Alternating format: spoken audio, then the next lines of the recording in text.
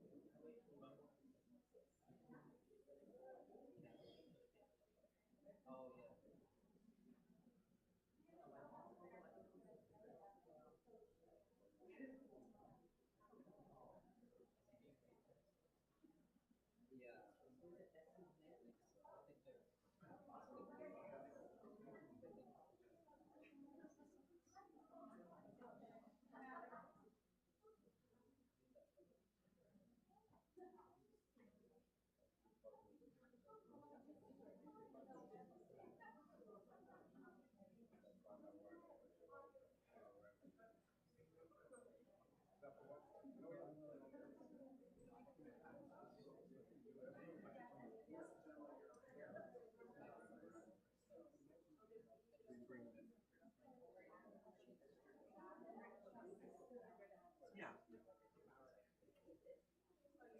Other wondering,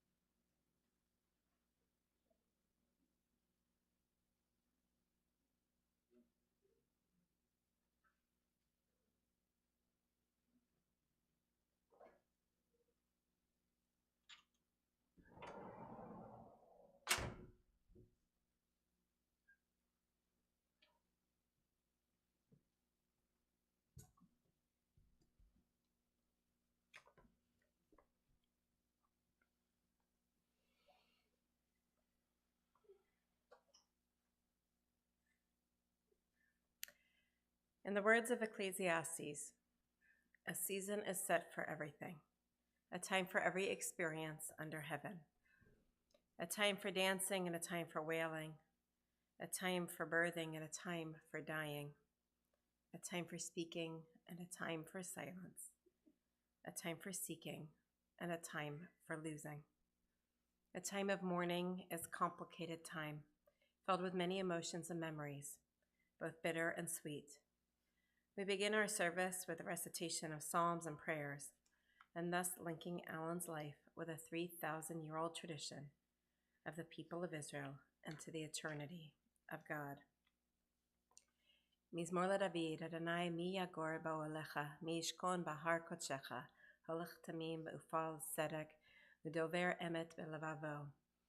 A Psalm of David. Do we deserve to enter God's sanctuary? Can we merit a place in the presence of God? Live with integrity. Do what is right. Speak the truth without deceit and have no slander upon your tongue. Do no evil to others. Do not mistreat your neighbor. Spurn a contemptible person, but honor those who revere the Lord. Never retract a promise once made, though it may bring you harm. Lend no money at unfair rates. Accept no bribe against the innocent. Make these deeds your own, and then you shall stand firm forever. Alan's favorite holiday was Passover, and his family would gather together, and he could preside as the master of ceremonies with his favorite people in audience. And at the center of it all, central to the evening of the Seder, is of course the Haggadah, the framework for telling the story of our people's redemptive exodus from Egypt to the Promised Land. It is but one of the many books that tell the story of the Jewish people and records Jewish life and thought.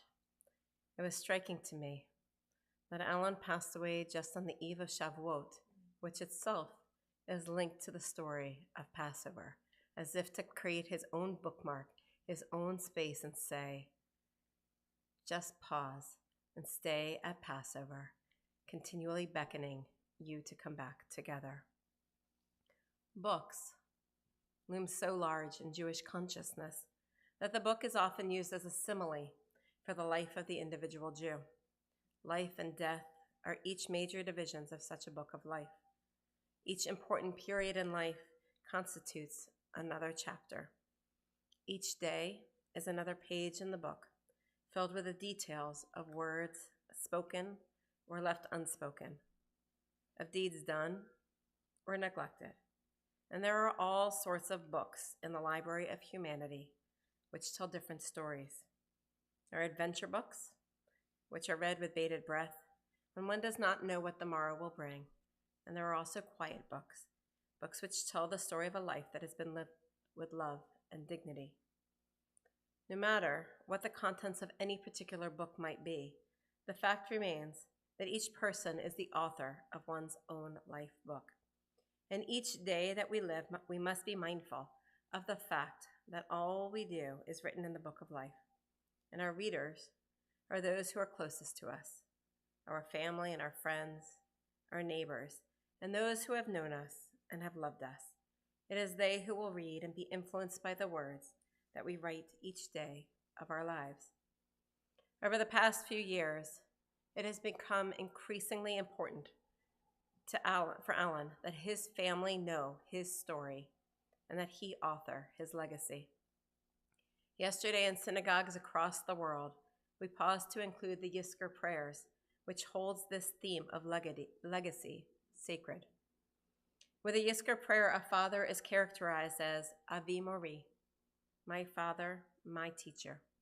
For tradition values above all else the father's role as the teacher of his children. As any textbook in education will tell you, teaching falls into two categories. The first, formal education, generally takes place in a classroom. It utilizes textbooks and whiteboards and audio-visual aids, lectures, etc. And its goal is about imparting information. This was a role that Alan naturally filled and offered his talents to others, teaching adult education and public speaking for years. The second category is that of informal education. It has as its goal the imparting of values and of character building. This form of education takes place to a great extent in the home, and the medium of instruction is the life, personality, and words of the teacher, the outlook, attitudes, and values of the instructor. The father, Alan in this case, are conveyed to the pupils, his 4 children, and eventually his grandchildren, in a variety of ways. The result is the shaping of lives and of character in a way far more effective than is possible in a formal classroom. Alan, who had learned a lot from life, yet was often deprived of the formal classroom, highly valued both types of education, offering himself as a teacher in both realms, as well as an active participant. In addition to valuing his children's schooling, he and Daphne made clear decisions about their children's Jewish educations that extended to Jewish camping, and by modeling that communal commitment goes throughout life, even as he held meetings, often in their family home. So too, he and Daphne modeled their values of learning from the world as they traveled together, always as a family, to various destinations. This value as well extended throughout their lives, even as the family continued to grow. Our rabbis tell a story about an old man who was once working planting a tree. A passerby stopped and asked him why was he still planting trees in his old age? Did he not work hard when he was young? Did he expect to eat the fruit of his labor? The wise old man replied that he did work hard when he was young, and that he did not expect to see the rewards of his efforts. However, he explained, just as others before him had planted, so too he wanted to leave something for future generations. This afternoon, as we bid a final Lech L'Shalom, a final farewell to Alan Tapper, to Avram ben Mordechai Halevi Esther, we are reminded of this story. For Alan was, above all, a person who sought to provide for his family. He worked hard to ensure that there was food on the table and travel on the horizon. He gave generously to the community he lived in, believing deeply that we each have a responsibility to make this earth a better place, to create opportunities for others, to speak up for the Jewish community. He taught his family insights about nutrition and health. He offered advice on parenting and living. He led by example, sometimes, bringing his family along for the journey and the experiences. Alan took any opportunity and created these opportunities to teach and improve the lives of others, hoping that there would be a future reward that would outlive him and be part of his legacy. In closing, I want to leave you with a poem by Edwin Hatch that I believe is truly fitting for Alan. He wrote, "For me to have made one soul, the better for my birth, to have added but one flower to the garden of the earth, to have struck one blow for truth in the daily fight with lies, to have done deed of right in the face of calamities, to have sown in the souls of men one thought that will not die, to have been a link in the chain of life shall be my immortality." To Daphne, his beloved for 63 years, and Lynn, Melanie and Michael, Melissa and Corey, Adam, Rachel, and Zachary, and all of those who knew and loved Alan Tapper, may his whole memory be a blessing, and may you be comforted by all who mourn. I now call upon Melanie and Melissa to speak. And Lynn.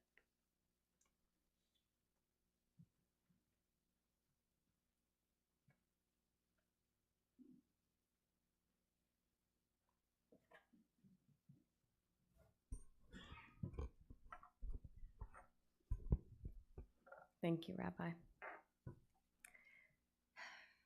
We are overwhelmed by the outpouring of support and love.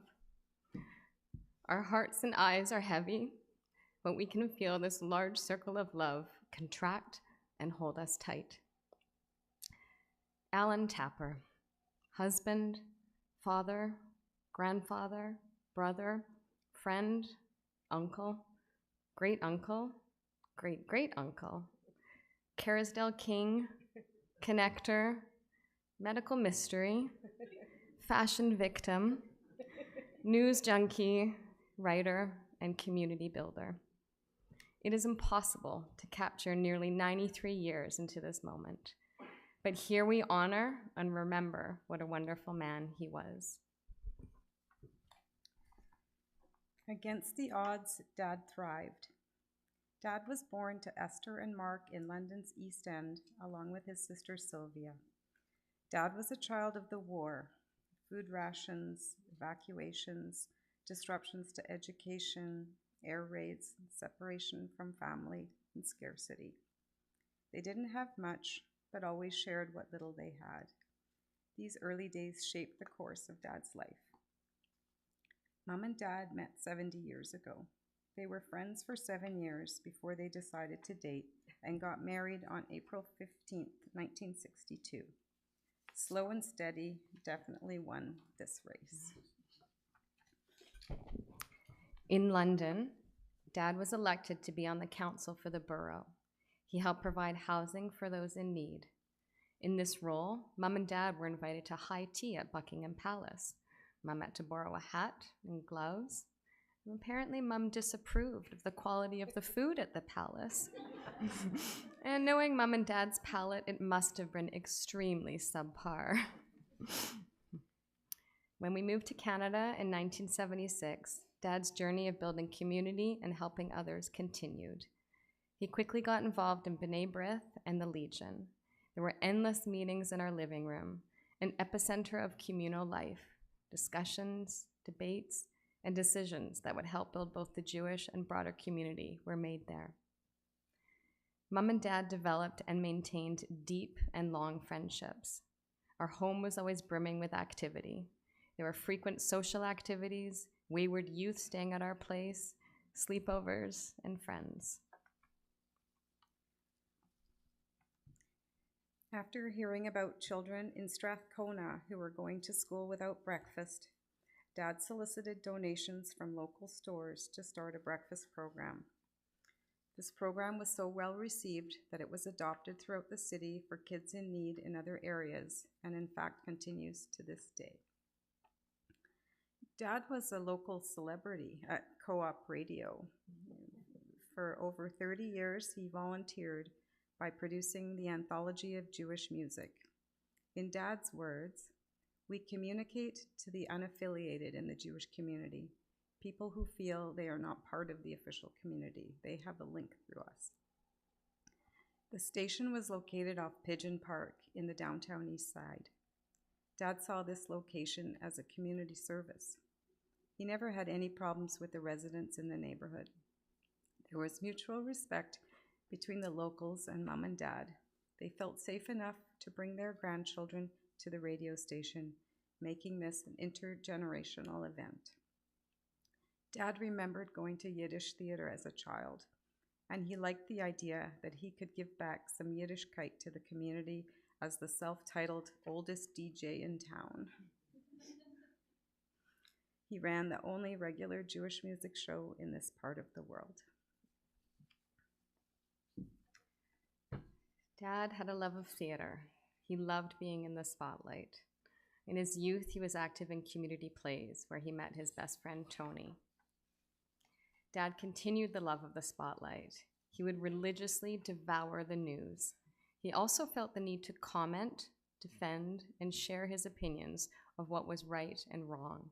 He loved seeing his name in print and hearing his voice on the radio. He was sometimes a little overzealous and found that his access to online comments was disabled. After he retired, Dad wanted to keep busy. He worked part-time as a playground supervisor at Maple Grove School. As it was a nice sunny day, Dad wanted to show off his new purchase from a recent trip to Mexico. He wore a t-shirt to his morning shift. After his shift, one of the teachers asked him if he realized that his shirt had a giant marijuana leaf on the front. Dad, being unfamiliar with anything drug-related, had no idea. Dad was a bit ahead of his time in helping kids with drug education without even knowing it.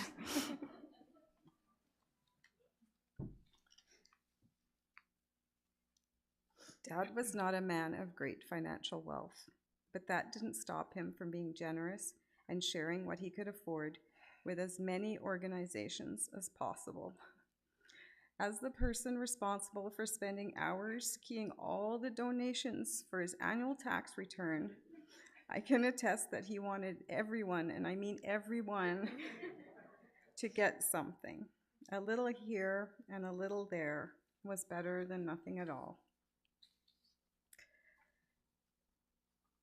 We always went on many family vacations. Dad wanted to show us the world. This adventurous spirit continued into retirement. In recent years, Mom and Dad traveled to Tunisia, Cuba, Hawaii, and Mexico. Mom and Dad loved going to Toronto and being with Corey, Zachary, and Melissa and their extended family. They loved the bustle of the city. On one family visit to Toronto, we all went to the Toronto Zoo, and Mom and Dad got lost on the Zoo-mobile, and security had to put out an APB to locate them. Yeah. As the rabbi said, legacy was important to Dad. He always wanted to share his stories with his family. His favorite times were when he had all his family together. He would do anything for family, and he wanted to take care of us. With tears in his eyes, he would always tell us how proud he was of us. When Dad chose his work, it was work that would help people. In his words, it has been a joy trying to make the world a better place. In the last few years, "It's not easy" became his mantra. It wasn't easy, but Dad continued, defying the odds.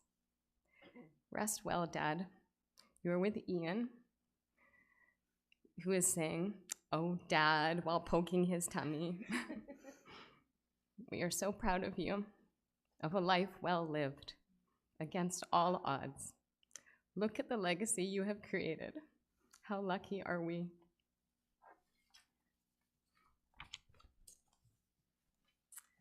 Hello, Daddy. So, my dad's best friend, Tony, grew up with my daddy, and he told me once that his parents always said, "Oh, what are we going to do about Alan?" And I thought, I'm so much my father's daughter, because he used to say the same about me. So my dad was an exceptional man, and I don't think I realized quite how exceptional he was until this week. My first memory of my dad was he took me to the Owl and the Pussycat. The pantomime is big in England, and at the end of the show, they threw gold coins to us, gold chocolate coins, not real coins. And I remember Daddy being on his hands and knees scrambling and picking up the coins for me. And that really was how my dad created life for me. It was magic. That was a very magic moment in my life. And I think about, like, my dad created magic. Like, he was very unique. He was a bit ahead of his time, you know? I think he was an adventurer. What his idea of family was friends and community. There wasn't a time in my life that I haven't grown up with tons of aunties and uncles that were my mom and dad's friends, political allies, community. And we like to call it the tap and magic. So wherever, you know, we go, people help us. He gave us love for all the magic of life, like culture, theater, travel. He was such an adventurer. But the idea of community and friendship, and like all of you today. And I think that we need a world where we realize that we're all connected. It's not just about us and what's in our four walls. It's about what's out there. And all of his kids and grandkids. They all had that he gave us.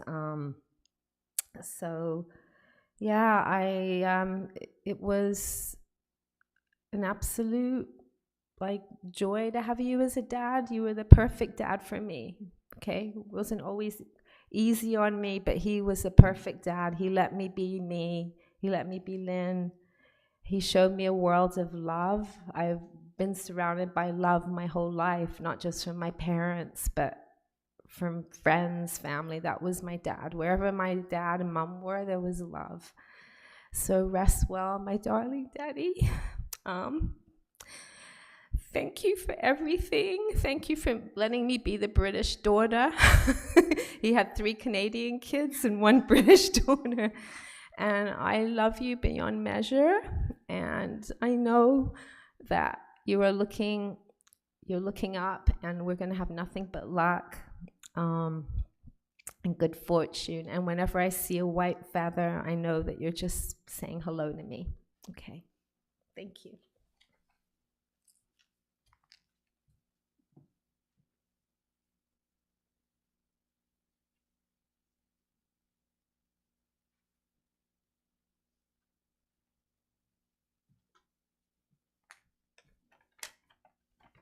Hi. Before I start, I just want to say that he would be totally stoked that all these people are here for him right now. Hi. My name is Rachel, and I've had the pleasure of being Zadie's only granddaughter, and hopefully his favorite one. My Zadie was an enigma, a man who did what he felt was best and didn't worry what the world thought. When the rabbi asked us to describe him, I said that Alan Tapper was a verb in itself. My grandfather loved and lived for his family. He thought my brother Adam and I were geniuses every time we fixed his computer, and fixing usually involved bringing the volume back from mute or uninstalling the latest virus that he downloaded. And every time he'd say, "Oh, you're so clever, clever girl." Sadie was also strong-willed, a trait that is passed on through all his children and his grandchildren. I've tried to explain to my friends that my grandfather operated on stubbornness, sweets, and fish and chips. And during his last days, as he fought tooth and nail to stay with us, defying all medical logic, I said multiple times that this was very on brand for Zadie. You will hear and have heard about all these amazing things my grandfather did. But best of all, he loved us all so much, even if we drove him crazy and he couldn't hear what we were saying half the time. Before I conclude with a short poem, I'd like to thank all of you for coming to honor and remember my Zadie. I'd like to thank all the staff at the Louis Brier for their care and compassion and empathy for our family in those last few days. In closing, I can only hope that heaven above for Zadie is similar to Friday nights that I recall at my grandparents' apartment, with hot matzo ball soup, chocolates, and CBC News blaring at full volume in the background. An excerpt from A Long Cup of Tea by Michael Ashby. Death is too negative for me, so I'll be popping off for a long cup of tea. Do splash out 2 bags in the pot, and for goodness sake, keep the water hot. Please pick the biggest mug you can find. Size really does matter at this time. I'll stick with my favorite friend, you know, the English breakfast blend. Breakfast, thanks for reminding me. There's just time before I fail to stand on ceremony. So Mother, put the kettle on for me. It's time, Mother, for my long cup of tea. Thank you.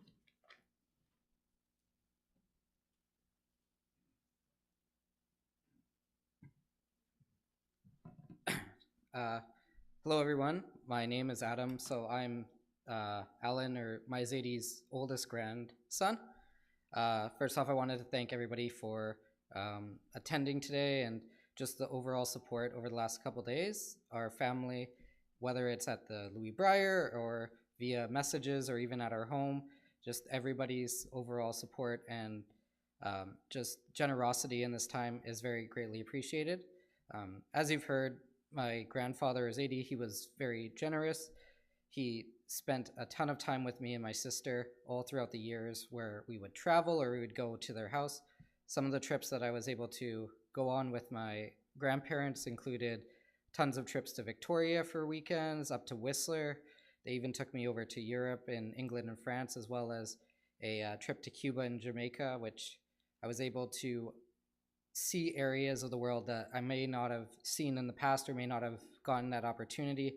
Even the small trips to Victoria or Whistler, just the local trips, spending time with them was such a special moment, special memory, and it really is, it's kind of hitting me now, you know, in this last couple of days that we're not going to be able to do those in the future anymore.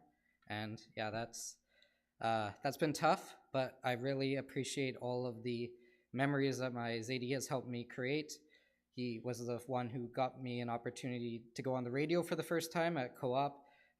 Just watching him, you know, create these memories over the radio, watching him kind of create a Jewish identity in the city of Vancouver, which sometimes is hard to find, was very special. And obviously he has had such a massive impact on so many people just looking around the room.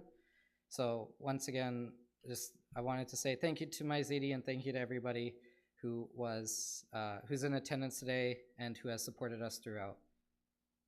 So now we're gonna have my grandmother come up, and she has written a speech, so I will read the speech for her. Yeah.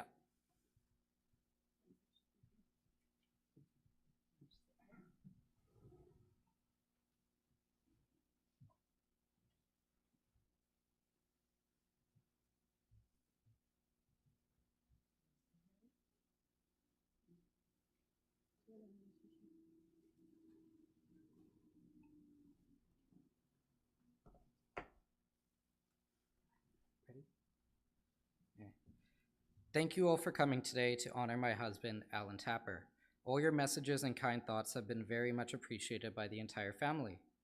Alan was always very active in helping others who needed it most. He was instrumental in getting the Beit HaMidrash started and was one of the first founders of that synagogue. He also helped create the first breakfast program, ensuring that kids would have meals to start their day. Before coming to Canada, he was also on the local council in England, played a key role in helping those on the street find a safe home. Ultimately, Alan's main goal in life was to help make his community and really the entire world a better place. Alan was also very proud of his children, Lynn, Melanie, Melissa, and Ian. He helped form their Jewish identity, which included sending them to Jewish summer camps, where they all eventually became counselors. He was also very proud of his grandchildren, Adam, Rachel, and Zachary, who he has helped mold into the people they are today. After having lived a sheltered life, Alan opened the world to me by traveling as much as possible. Whether it was just the two of us or a family trip, he always took us to many parts of the world. Through good and bad, Alan was always by my side. We dealt with tragedy together and created special memories that I will never forget. The past 70 years have been special, and I can't thank you enough for everything. You have given me the most wonderful life I could ever have had. You will always be in my heart, and I will love you forever. Before we wrap up, I wanted to also just read a little thank you from just the overall family. We all want to thank the tremendous support we have received for so many. Meals, kind messages of loves, visits to the hospital. We thank you all. Thank you for those who have made the effort to travel here from Montreal, Seattle, and Penticton. We are overwhelmed. Thank you to Rabbi Tendler for your words of comfort, wisdom, and for helping us through the difficult time. We're also particularly grateful to Cheryl Milena, who must be tired of us as we are. You have been our rocks, and thank you does not seem enough. We all love you. Thank you. She would stay up here. We're going to do the memorial prayer. And do the okay. So as we turn to the words of the memorial prayer, for those who are physically able or to the extent in which it's possible, please rise.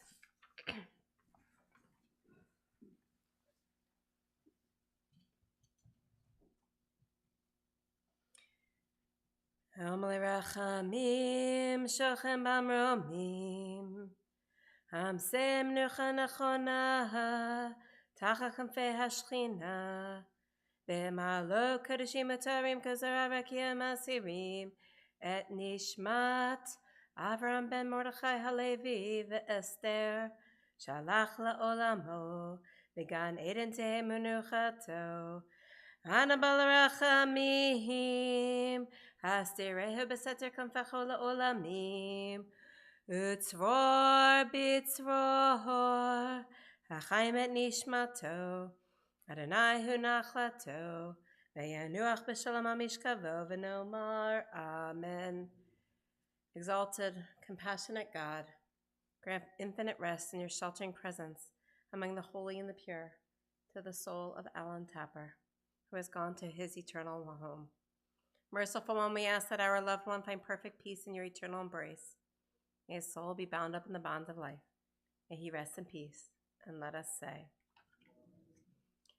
Almighty God of the living and the dead, send comfort to your children who grieve. Overcome by the pain of loss, they need your help to focus on the triumph and joy in Alan's life. Help them to meet grief with courage, to face sorrow undaunted. Help them to treasure what is now theirs, because Avraham ben Mordechai Halevi Esther has lived. Should despair threaten or faith falter, sustain us all, Adonai, for you are our refuge. Sustain us, our ever-present help in troubled times, and let us say, Amen. We ask that the pallbearers come forward. We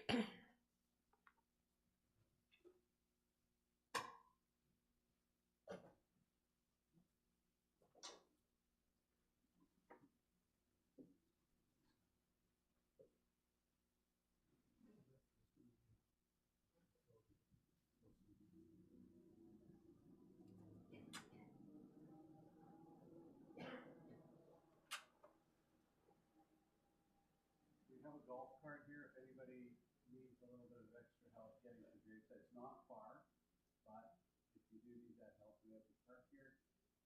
And you're all fall in behind.